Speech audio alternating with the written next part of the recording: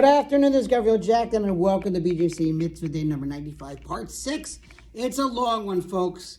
We're going to get through it, probably another 2 or 3 parts to go. Very, very long mitzvah. We have this sometimes.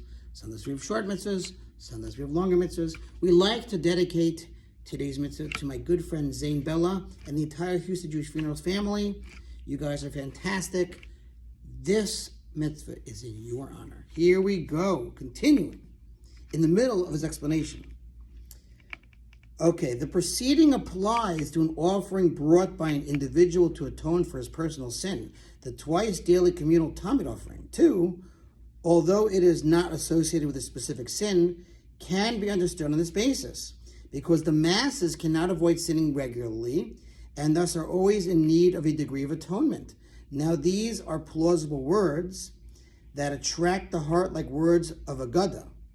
Until here is a quote from the Ramban, Nachmanides. He discussed the matter further at length and also wrote there, according to the true Kabbalistic approach, the concept of the sacrificial offerings contain a hidden secret, etc., as is written in his commentary to Parshas Vayikra.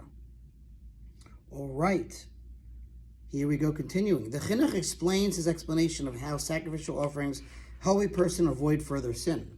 Let us add further comments to that which was previously stated, continuing on the basic level, and say that due to this underlying purpose, the Almighty commanded us to always bring offerings only from things that excite a person's heart, such as meat, wine, and bread, in order that the heart be more inspired when engaged in the service of the offerings.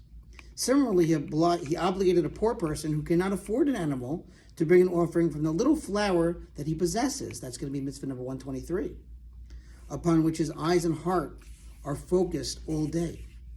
There is yet another element of inspiration to the heart through the service of an animal offering.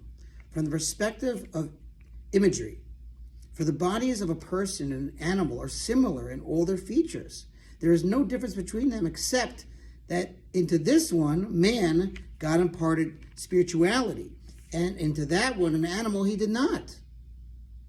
And since man's physicality abandons the jurisdiction of his spirituality at the time when he commits a sin, he must know that at that time he entered into the category of animals. Wow.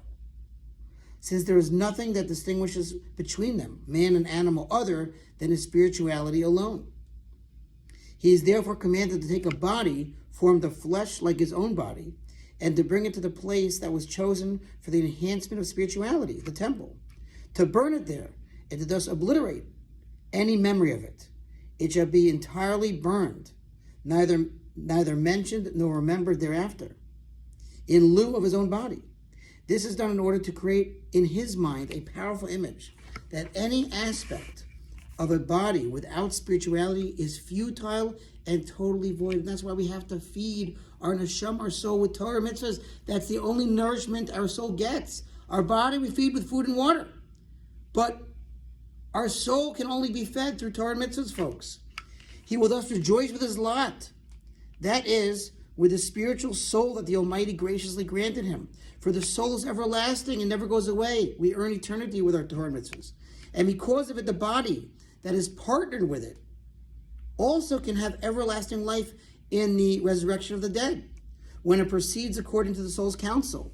That is to say, when the body is careful to avoid sin, and by fixing this image, i.e. the view of the temporal nature of our existence and the everlasting nature of the soul in his mind, he will be extremely cautious to avoid sin. Thus the Torah guaranteed that through this great act of bringing an offering and following through all its procedures, along with the resolution of the one making the offering that he regrets his sin with his heart and soul, he will attain atonement for his unintentional sin. Okay, we got a lot more to go, but we did a lot so far. Thanks for listening to Sponsored Future Mitzvah 36 100 of the gold. See you tomorrow.